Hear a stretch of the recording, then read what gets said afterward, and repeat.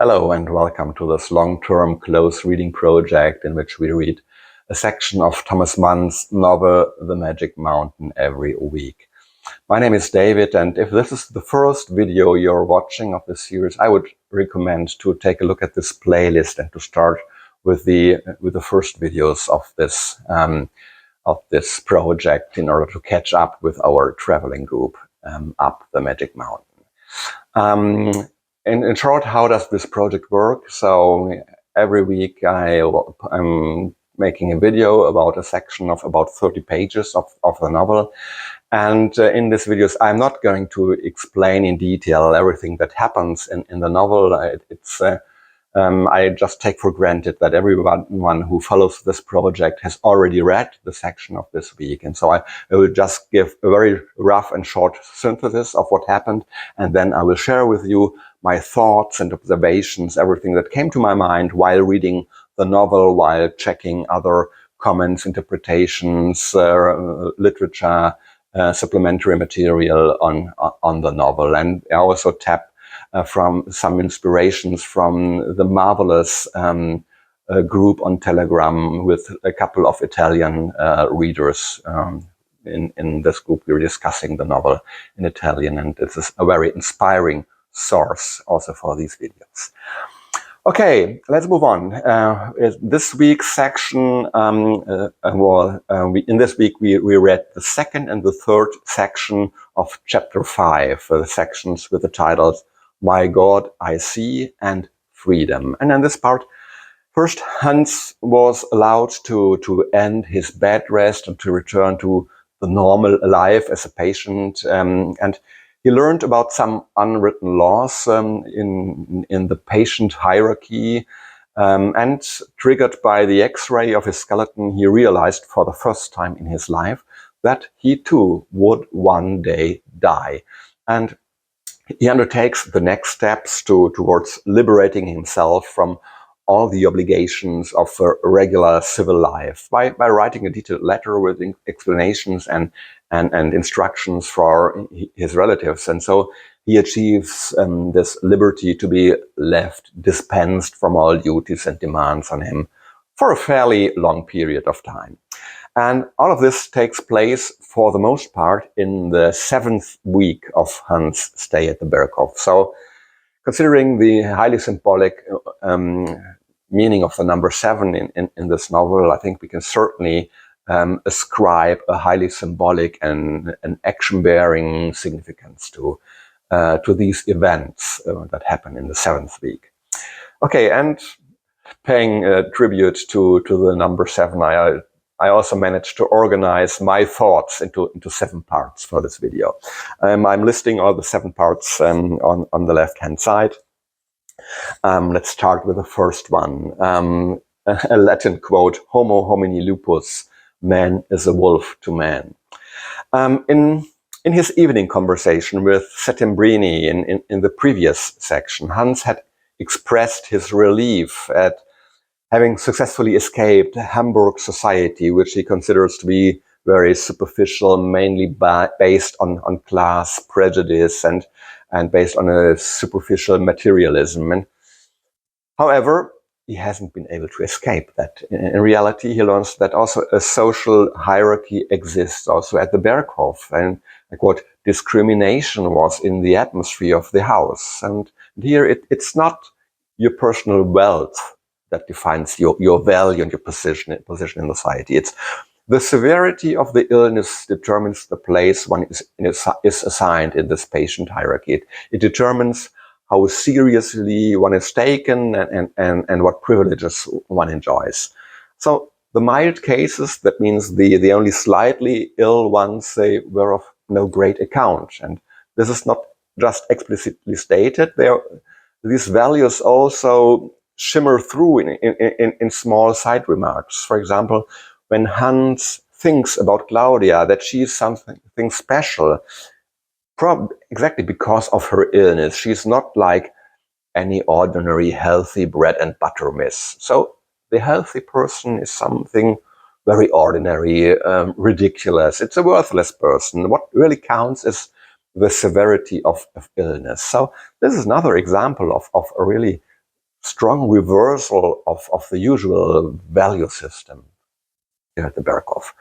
And what I find the perverse thing about this system is that it is not just a system that is only pushed down, implemented from above with power and force. It's a system that stabilizes itself also from the bottom. It is a system that is also accepted, affirmed, and even implemented and enforced by the underprivileged ones, by those, in a very, in a sort of nasty mentality, which each one is looking at the other, strongly monitoring whether the other person does get access unjustified to a privilege. So the lower, the oppressed classes accept this declassifying value judgment. So yes, we are indeed of a lower class. We rightly have a lower status, so we deserve no better. And this is why it is also important in their narrow-mindedness that their neighbor who belongs to the same low class does not happen to be lucky and unjustly experience some privilege or higher esteem that he does not deserve. So there's no trace of this ennobling influence of the disease on the character, this romanticizing of consumption, with which at least the more educated tuberculosis patients were still portrayed as particularly refined people, at least during parts of the 18th and the early 19th century. Nothing of that can see here. This is the society of the sick is also a snake pit or a chicken yard with a pecking order. Like it's a textbook version of a chicken yard with a pecking order, I think. Okay, let's move on to my point number 2. It's a rite of passage. I think the section "My God, I See" really has the character of an initiation rite for me. On the one hand, this is already clear from the title that suggests a sudden realization or a sudden revelation. And that is precisely one of the functions of initiation rites, namely to bring a young person at the threshold of adulthood into a sort of borderline situation in which he or she has to undergo some testing or has some fundamental experience, a fundamental realization or revelation. And often this realization or revelation relates to a topic that is a taboo or a foundational mystery in the respective culture. Or this initiation rite often involves some symbolic act of dying, of confrontation with death. So the young, naive, childlike personality has to die, and the adolescence or the adult personality has to emerge. And we see all this very nicely carried out by the narrator in this section. And I think the two mysteries that Hans has insight into in this chapter are love, or more precise, the erotic aspect of love, and death. But before we enter into the details of this topic's love and death, let's break it down step by step. As a sort of a rule, if we look into the cultural sciences, we see that a rite of passage usually, first of all, takes place in a special context, in a sort of a separated space, in a ritual space that ideally also represents the mythological or the supernatural. And the central ritual here is the X-ray examination, and this takes place in this medical mezzanine floor, which is neither completely above nor completely below the Earth's surface. So it's an intermediate state. And Behrens, with his witty reference to Joachim and Hans as Castorp and Pollux, he also points in the same direction. On the one hand, this is of course a witty play on words with Hans' last name, but Castor and Pollux are also two twins from ancient mythology who repeatedly cross the border between the realm of the dead, Hades, and the home of the gods, Mount Olympus. So they are, I'm not telling all the background story, but finally they are condemned by Zeus to spend one day at a time alternately on Mount Olympus and in Hades or Hades. So it is, this is only superficially, it's a harmless play on words. At a second glance, it confirms that Hans and Joachim are now entering an intermediate world outside of normal human reality and between the realm of the dead and the realm of the living. And yeah, more precisely, they are entering into a confrontation with death. The laboratory reminds one of a witch's kitchen. This also evokes, at least for the German readers, the association with a symbolic ritual taking place in the witch's kitchen in Goethe's Faust, in which this rejuvenation spell for Faust is performed, and also the foundations are laid for the tragic relation between Faust and Gretchen. So in a nutshell, in this witch's kitchen, Faust sees a beautiful woman in the mirror, and he wants to undergo a rejuvenation process, and in return he makes some promises to Mephisto with regard to the Walpurgis night, and so he becomes a plaything for Mephisto. And we see quite a number of parallel elements here in this scene as well. So there's the ambience of a witch's kitchen. A woman plays a central role. Hans has never been so close to Claudia before, never been able to see her so closely. And it's also about almost magical optical phenomena, like the appearance of a woman in a mirror. Yes, the appearance of the interior of body on an X-ray monitor. And yeah, we know that we are in for a Walpurgis night also here, because if we take a look at the index of the book, that we see that at the end of this chapter will be a section with the title Walpurgis Night. And I think that Thomas Mann was thinking of references to Goethe's Faust in this chapter also becomes apparent in other places. For example, the remark of Mr. Genser in conversation with Hermine Kleefeld at the beginning of the section Liberty. This quote, "Not even a dog would want to live longer if he had to live like this." This is only a very slightly modified quote from the first act of Goethe's Faust, number 1. So also striking to me are the sort of raunchy remarks in the speech of Behrens, who he draws everything into the erotic or into the magical. So for example, there's a female arm. That's what they put around you when they make love. Or there's this plate that is to be embraced before a picture is taken. So one should imagine something else as though it filled you with rapture. And Behrens also underlines the magical character with statements such as, "The magicking is about to begin." Or later he says, "Spooky, what? Yes, there's something distinctly spooky about it." Okay, but let's come to what Hans recognizes in this scene number 3, the mystery or the power of death. For Hans, the realization of death as an inescapable force is the central event, I would say, or the central light-changing insight or revelation that he draws from this X-ray scene. He sees, I quote, "what it is hardly permitted man to see. He looked into his own grave. The process of decay was forestalled by the powers of the light ray. The flesh in which he walked disintegrated, annihilated, dissolved in vacant mist. And there within it was the finely turned skeleton of his own hand, the seal ring he had inherited from his grandfather, hanging loose and black on the joint of his ring finger." So, and for the first time in his life, he understood that he would die. As astonishing as it is that a man of 23 years old was not yet aware that he too must die one day, so much more harrowing must this realization be.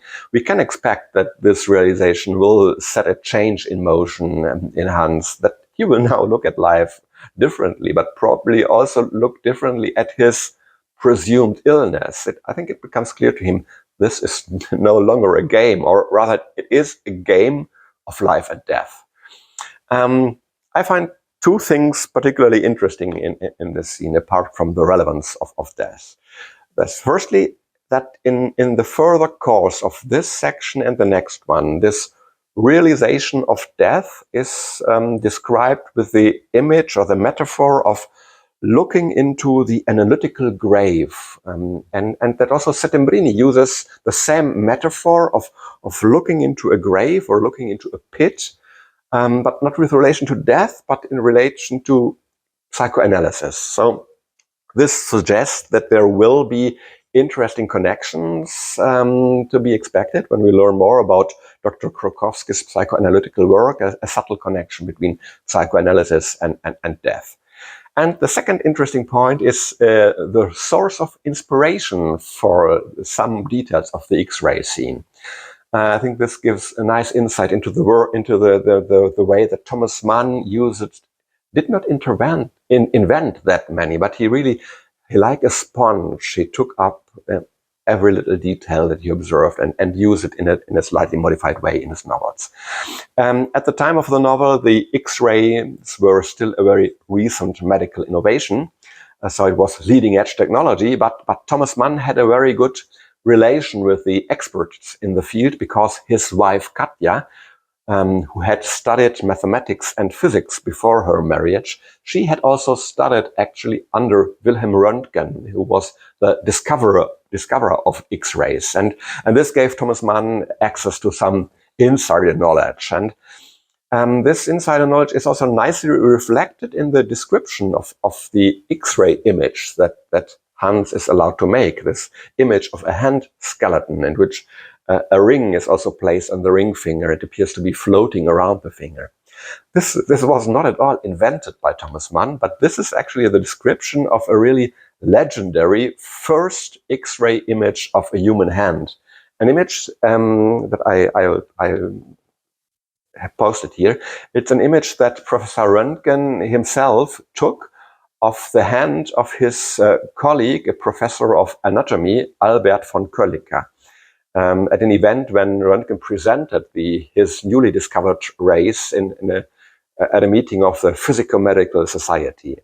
And this demonstration of this X-ray image of a hand, it was so convincing and the people were so enthusiastic that in return, Kolliker suggested to the society, to the Physico-Medical Society, that the discovered rays be named after Röntgen, and which had been adopted by this medical society, and it has been adopted at least in German-speaking countries as well. So we don't call X-rays X-rays or nothing of that sort. In Germany we call it Röntgen Strahlen, Röntgen rays, and we actually also use the word Röntgen as a verb to describe the process of making an X-ray image. So in all of this, also the use of this medical terminology in Germany goes back to exactly this first X-ray of a human hand with a ring. That is also used by Thomas Mann here as a fictitious image of the skeleton of Hans Castrup's hand. And by the way, another interesting point of trivia, Thomas Mann had the details, the technical details of the design and functioning of the X-ray machines of the time. He had all that explained to him in a private meeting with the chief medic of the Munich City Hospital, and the address of this hospital is Simpson Street. So, and from the name of the street, from the address of this hospital, he picked the family name for Joachim. So that tells you how his narrator's brain worked and how he picked up everything that he encountered in his daily life and used it in his novels. Okay, let's move on to point number 4. Love, or the mystery of Eros. I think this week's sections are also crucial for showing Hans' infatuation with Claudia. He has never been as close to her as in the waiting room outside the X-ray laboratory, and the reader also has never been as close to Claudia. And I think we learn a lot also about the sensual and erotic component that this infatuation has for Hans, because I think it's now clear to both him and us that this is not just a platonic love. It is about eroticism, about erotic fantasies and erotic daydreams. And maybe I'm speculating, but I think it's also probably also about, let's call it autoerotic activity under the innocent white hospital bedspread while thinking of Claudia. And above all, it's also about the ugly flip side of the coin, of the medal of love. It's about jealousy. This chance encounter in the waiting room in front of the X-ray laboratory, it begins quite innocently. We learn nothing really new when the narrator confirms that for Hans, not only Claudia's eyes, but also her voice is identical to the voice of Pribislav. And then with the reference to this pencil incident, I think the erotic nature or the erotic tension of the encounter becomes a little clearer. And then Thomas Mann takes a typically speculative detour to tell us indirectly through negation what he actually wants to say. So it's a bit complicated. I'll try to explain. So Hans is a little bit embarrassed, and he's glad that Joachim is making the conversation with Claudia. And then he starts to speculate. Okay, but if the situation had been different, it would be easier for me. If Marussia had been in the waiting room instead of Claudia, then he, Hans, and not Joachim, he would have been able to make the conversation. And he would be able to make the conversation, oh, it's important, in the purity and detachment of his sentiments. So I think this term purity is important. But so this would have been possible if it were Marussia. But it's not Marussia, but Claudia. So his sentiments are not pure and detached. But what? Impure, yes. In the way of thinking of the early 20th century, certainly, because at that time, erotic thoughts and especially erotic fantasies, in particular, if associated with masturbation, were considered a sin, as something really impure. And I think we're all adults here, so we can talk freely. I think it's safe to assume that Hans did not always have his hands above the blanket when daydreaming of Claudia during his 3 weeks of bed rest. Thomas Mann would hardly write something like that directly. And maybe I'm a bit speculating, but I just quote a few phrases here, so you'll be able to make your own judgment. Her picture had hovered before him in those early hours when he had lain awake and watched the dawn unveil in his chamber, or at evening when the twilight thickened. It had been vividly present the night Settembrini had suddenly entered his room and turned on the light.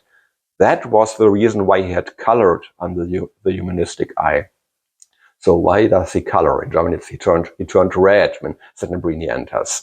In each hour of his diminished day, he had thought of her mouth, her cheekbones, her eyes, her drooping back, the posture of her head, her vertebrae, around the rounding of her blouse. Her blouse, how do you pronounce it? Her arms enhanced by their thin gauze covering. It was this what made his hour speed on soundless feet. And behind that brow, and now it's talking about the brows of Hans, behind that brow were thoughts which imparted to the visions their perilous sweetness. Yeah, so rogue who thinks evil of it. And it is only the influence of Joachim that prevents Hans from actually borrowing a pencil, so to speak, from the narrow-eyed one.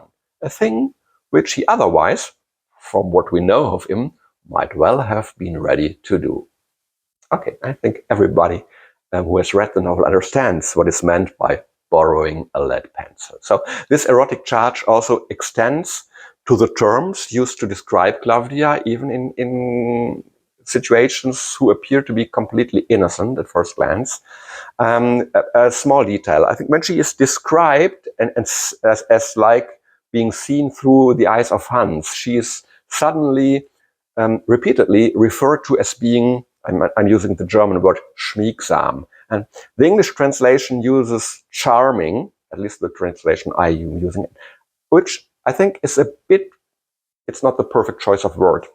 It's a bit beside the word, because the German word schmiegsam is something very specific. It means something like pliable, more like cuddlesome, and it's a rarely used word, and it's used to describe in a very positive way a physical property that you can only notice, a physical property of an object or of a person that you can only notice if you have really close direct contact. So for example, like the softness of a material that you love touching or pressing to your skin or your face, or when this word schmiegsam is also perfectly well used if you're embracing another person in a very close and intimate way, and this person is not putting any resistance, but on the contrary, she is really closely pressing herself to you. That you would consider as schmiegsam. So, of course, you can also use the word if you're fantasizing about touching or embracing this person.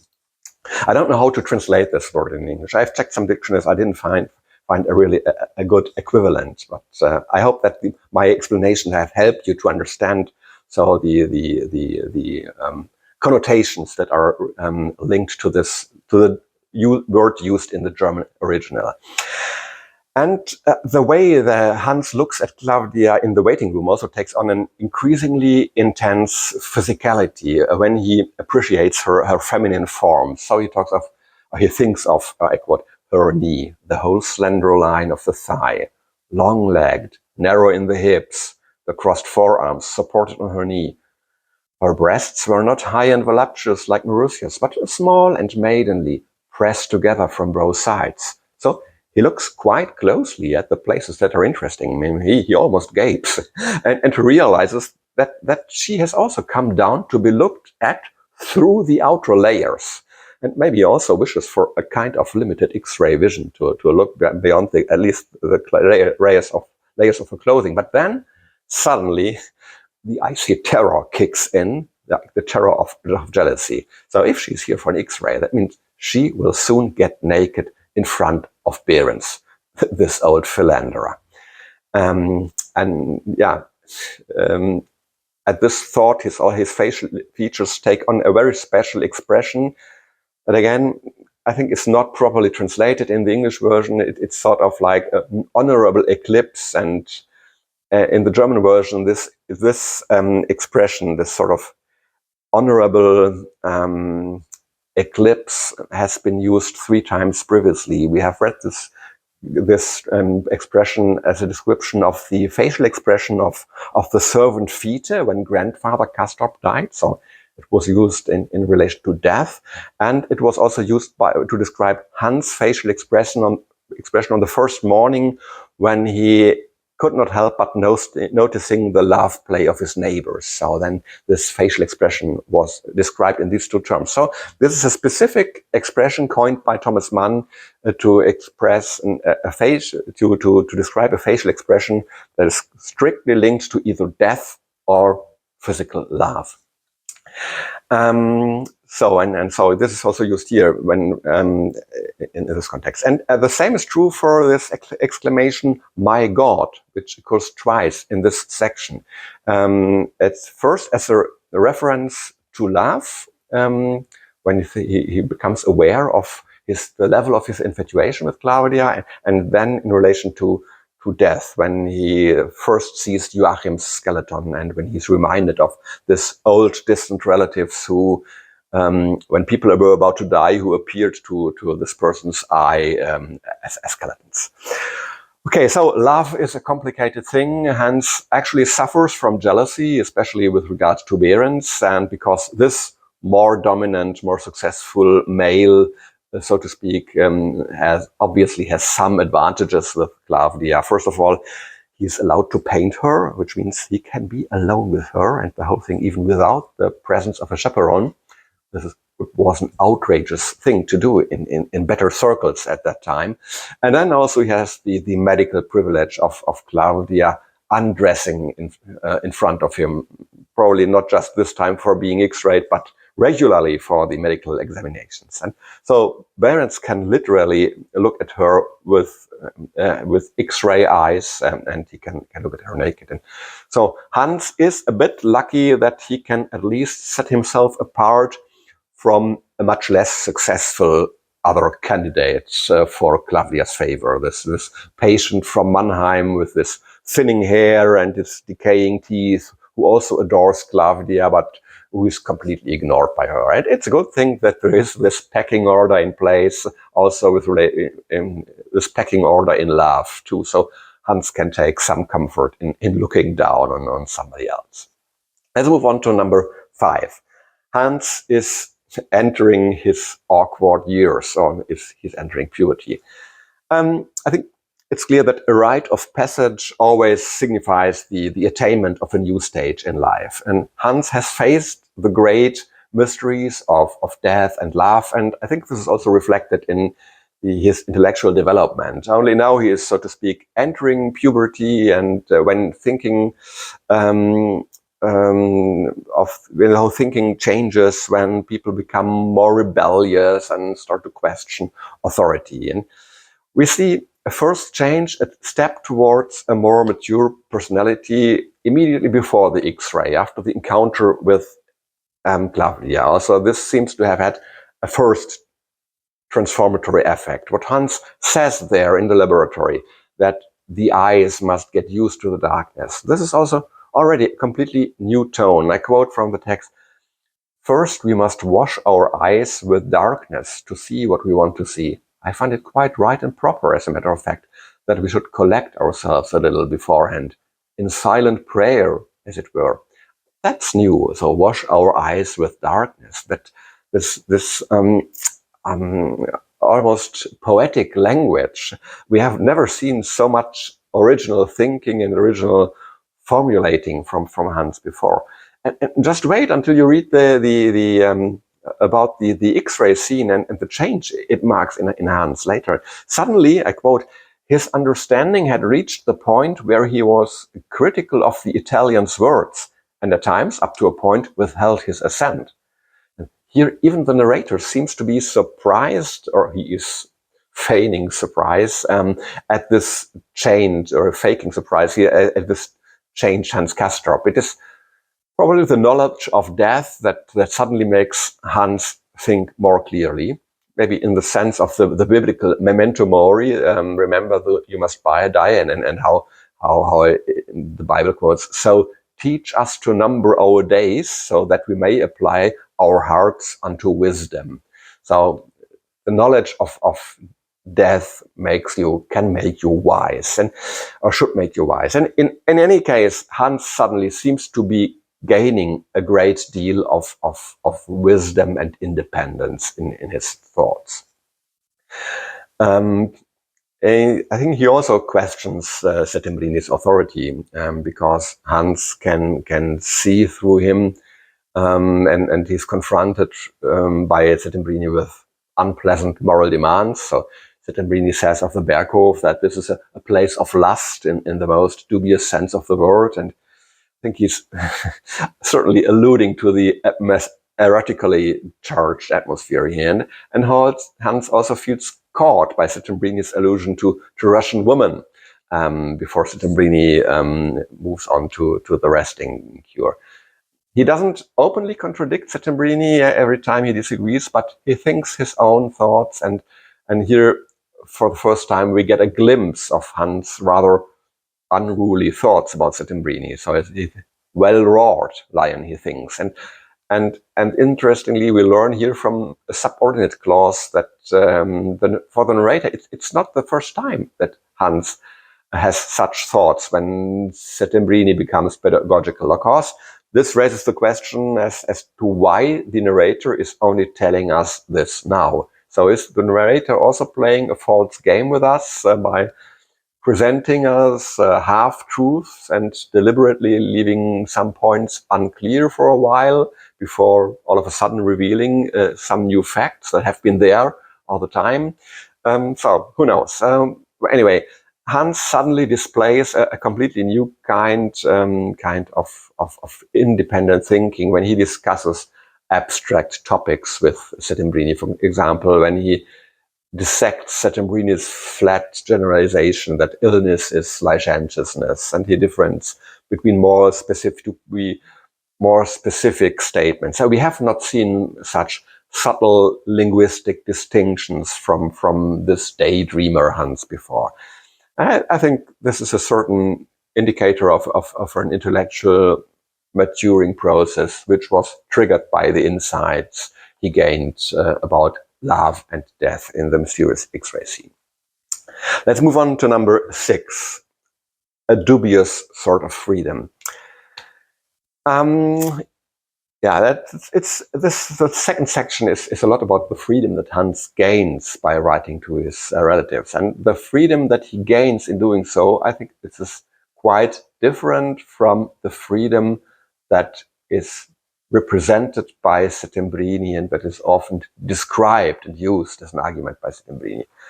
Hans' freedom is a nihilistic and completely unpredictive freedom. It's a freedom from everything, especially freedom from all obligations and rules and norms of the normal bourgeois life.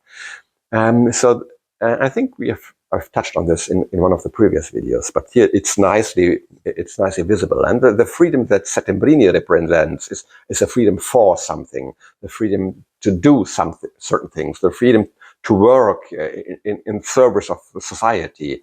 And some interpreters of the novel see in Hans' decision for the freedom from anything a strong indication that he is now abandoning his so far undecided position. So far he has been wavering between the various philosophical and ideological poles. He has never taken a decision. But some people think that he is now clearly choosing one side, the side of nihilism and death. The same sort of attitude that we already saw in the 3rd chapter, represented by this Mr. Albin, who gave this shocking speech in the afternoon break, talking about his revolver and his suicidal plans. I'm not sure whether I can agree with this. For me, the evidence at this point is still a bit thin, but I cannot reject it either. So perhaps this will become clearer in the next chapters, and it will be at least one point that I will pay a particular attention to while reading the following sections and chapters. Okay, let's move on to number 7, some miscellaneous points. And this really is a mixed bag of some rather unsystematic or unsorted observations. First, I think Settembrini's warnings about irony are, of course, a masterpiece of irony in themselves. So Settembrini may demonize irony, at least the form of irony that is not directly recognizable as a rhetorical figure, but his own speech is full of irony. Actually, one has to give him credit for that he actually uses usually the more harmless form of irony that is immediately recognizable as such and as a rhetorical form or the rhetorical figure. For example, when he ironically thanks Hans with the Italian exclamation "Grazie tanto," thank you very much. And then there's small but maybe revealing detail about the narrator's view of humanity. The narrator seems to believe in a very strong biological or more precisely sort of genetic determinism. So that many characteristics and even illnesses are rooted in a sort of genetic natural disposition. So such as Hans' family dispositions to lung disease, or Miss Mühlendong's predisposition to having always a sty on the eye. And today we take it for granted, I think it's confirmed by science, that some illnesses can actually have such genetic causes, or that there can be a genetic predisposition for being affected by some diseases. But I'm not quite sure how much we knew about this in the 1920s when Thomas Mann wrote the novels. I have to dig further into it to fully understand whether this was on his part some more speculative or whether this was already consolidated knowledge at the time. And then there is another detail, this repeatedly described gesture of Claudia of nervously touching her hair at the back of her head. And this is also a recurring motive, something almost like a leitmotif. So to me, it seems to be like a nervous gesture of self-assurance. It has already been described in the scene of Krokowski's lecture when Hans is sitting directly behind Claudia, or in the encounters on the staircase. And I'm not quite sure. I think this gesture expresses something like insecurity, indecision, helplessness, similar to the embarrassed scratching on one's head. And I will see whether this is clarified in the further course of the novel.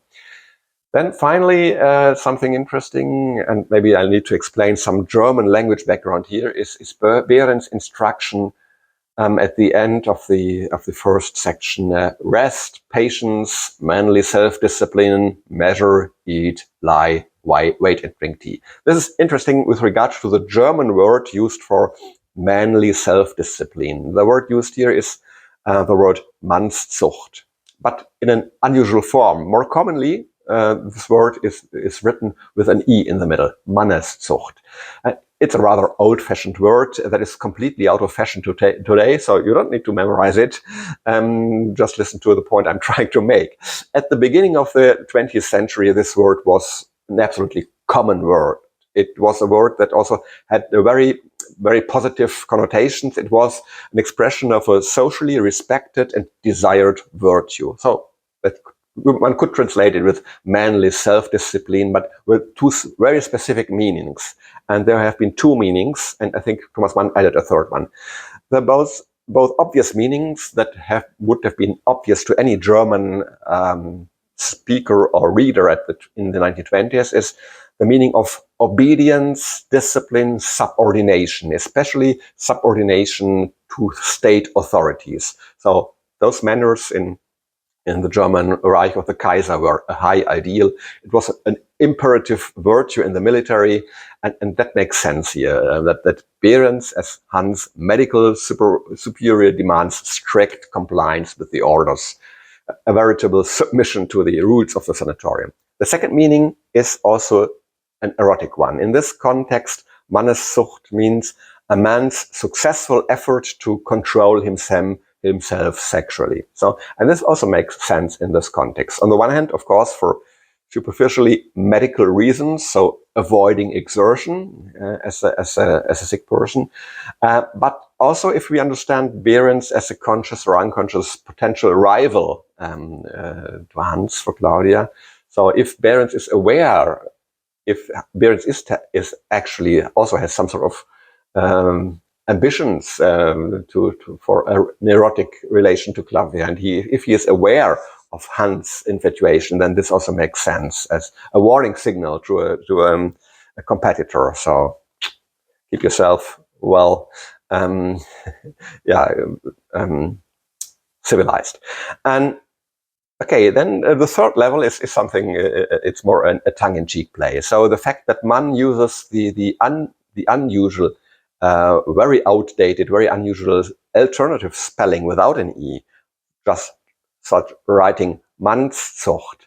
This seems to be a tongue-in-cheek play by the narrator with his own family name, Mann, because in this way it also means subordination to Mann, to Thomas Mann. So he makes it clear that Hans is Thomas Mann's creature, and must therefore unconditionally submit to the orders of Mann, of Thomas Mann.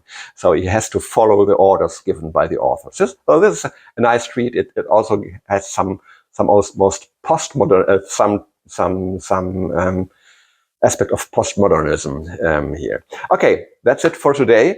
It has been quite a long video again, but I take this as an indicator for the quality of the novel, that, after 5 or 6 videos, you don't get the impression that you've got everything out of the novel and things just start to be repetitive. On the contrary, with each of these videos, I always have the slightly unsettling feeling that I've left out and overlooked a lot. And I think this makes it much important for me to receive your comments and additions. So please share your observations and your ideas with us in the comments. If you enjoyed the video, consider giving it a like. So this will help to bring it to the attention of other potentially interested viewers. So as you have probably already noticed, the original plan to always upload these videos on Sundays doesn't really work out. It's often Monday, Tuesday, or even Wednesday. So that's why I'm not making a definite promise about the exact day when the next video will be released. It will be in about a week. I will stick to this roughly weekly schedule. So, but it may be a few days earlier or later. But anyway, the next video will be about the two following sections of the 5th chapter. So, in the English translation that I'm reading, these sections have the title Whims of Mercurius, and Encyclopaedic. So until then, take care, enjoy reading. Hope to see you next time. Bye bye and ciao.